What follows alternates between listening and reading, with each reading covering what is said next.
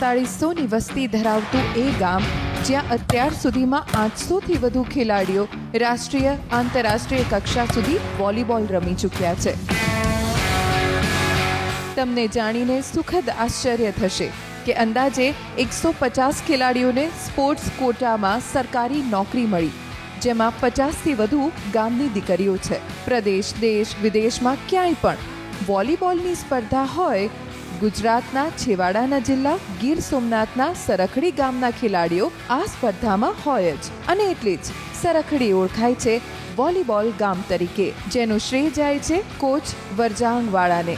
ગામમાં વોલીબોલ રમવા માટે પૂરતા સંસાધનો અને મેદાનના અભાવ તેમજ બહેનો માટેની રૂઢિચુસ્તતા વચ્ચે પણ વરજાંગવાળાએ દીકરીઓને વોલીબોલ રમાડવાનું નક્કી કર્યું।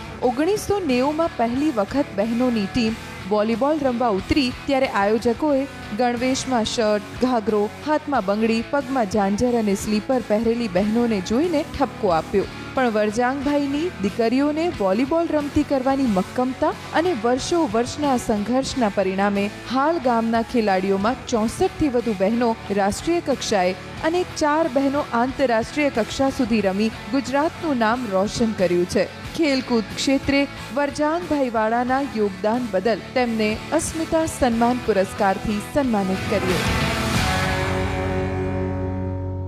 ખેલકૂદ ક્ષેત્રે વરજાંગભાઈ વાળાના યોગદાન બદલ આપણે તેમને અસ્મિતા સન્માન પુરસ્કારથી સન્માનિત કરીશું।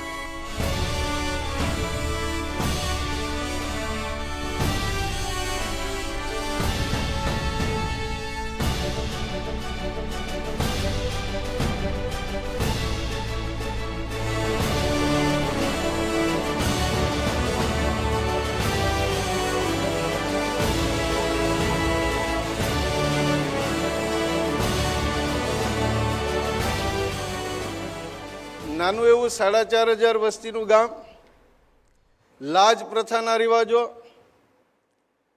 દીકરીઓને વાડીએ મોકલવી, છાણના તગારા લઈ જવા, ઘરમાં બાળકોની સાર સંભાળ કરવી,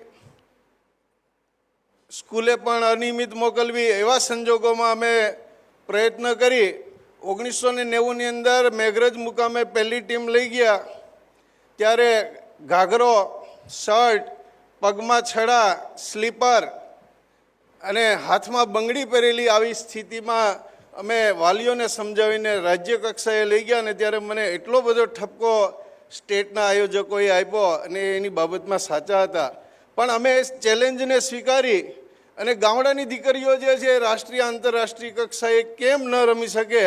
આજે દીકરીઓ એટલે કુલ 150થી વધુ ને માત્ર એ એક રમત દ્વારા રોજગારી મળી છે, અને એમાંય દીકરીઓની સંખ્યા લગભગ 66 દીકરીઓ જે છે ને રાષ્ટ્રીય કક્ષાએ મેડાલિસ્ટ છે, 4 દીકરીઓ ઇન્ટરનેશનલ રમી છે, એમાં 2 બહેનો જે છે એમણે ઇન્ડિયન ટીમનું કેપ્ટન પદ શોભાવ્યું છે। આ બહેનો જે નારી સશક્તિકરણનું જે અહીંયા સુંદર ઉદાહરણ પણ જોવા મળે છે। મેં અત્યાર સુધી એટલું કામ કર્યું છે, અમે ક્યાંય અરજી નથી કરી કે શ્રેષ્ઠ શિક્ષક એવોર્ડની, પણ મને રોનકભાઈનો ફોન આવ્યો અને આજે મારું જે અહીંયા બધાની વચ્ચે જે સન્માન થયો એટલે હું ગૌરવ અનુભવું છું, અને સાથે સાથે આ એબીપી અસ્મિતા ન્યૂઝ ચેનલનો પણ આભાર માની વિરમું છું। જય હિન્દ, જય ભારત। ખૂબ ખૂબ આભાર આપનો વરજાંગભાઈ।